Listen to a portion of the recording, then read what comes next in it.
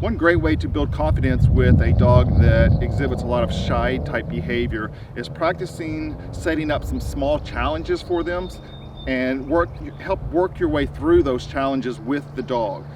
I've got various obstacles set up here in one of my training fields, and I'm going to just use this dog walk to show you how I try to help the dog through finding confidence in something that they are originally scared to participate in, as far as walking up on this ramp. So let me show you what he does right now.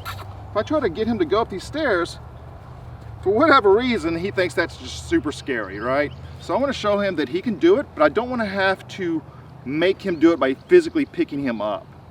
So I'm going to go ahead and start working, and then I'm going to be giving you some tips on how I work the dog through this. Okay, so the first step, I'm just going to feed him in front of the steps. Come here, pup. Good boy.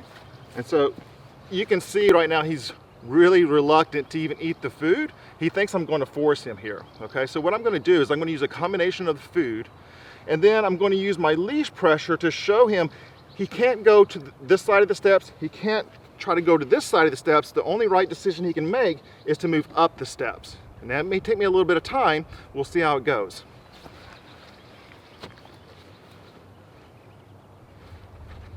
So I'm going to be explaining my leash pressure. So I'm going to put food in front, and I'm going to use my leash pressure to move him this way, okay? Oh, good. Good. Once he moved up, I released pressure on the leash. So it's really subtle, but now I'm not going to let him back away. Good boy, yes. High-pitched chatter can really help kind of motivate them sometimes, so feel free to praise your dog in any of these moments. So there he's trying to back up. I'm not going to let it happen. So a lot of times what happens is once the dog feels all that pressure on the leash, we tend to release that pressure, and then it creates the dog having the ability to back up, and that's what they continue to do. All right, so watch how I do this. Pressure, release the pressure, and feed. Good boy. Yeah, that was good. You're a good boy. Yes, you are. I'm feeding him. I've got him moving the right way. Good boy. Now we're going to go up onto the step with leash pressure and food lure. Good. Release the pressure.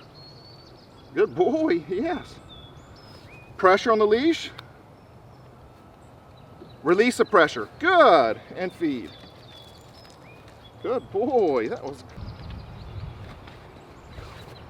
And now he's a little bit nervous about going down. So I'm going to support him to make sure that he doesn't jump off to the side. All right. That could be scary for him.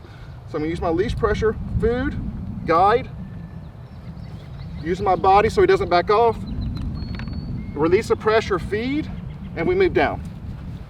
That was good. That was very good. Now I'm going to do this a few times, and you're going to see how it starts to become easier. Yeah, that was good.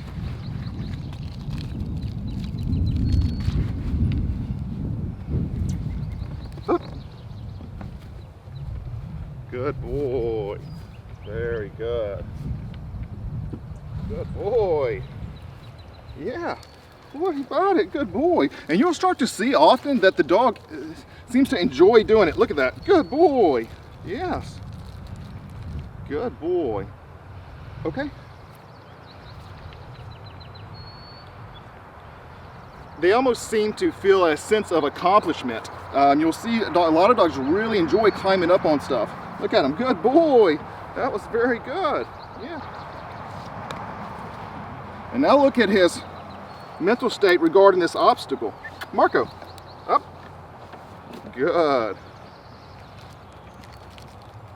And that all comes from, okay, not letting the dog make the wrong decision. Okay, so a lot of times once we see leash pressure on the dog and the dog's backing away, we tend to go with that pressure. Then the dog just learns to continue to try to back out of the leash. So I just held him. He can make the right decision, and I released pressure, and then I fed on top of it.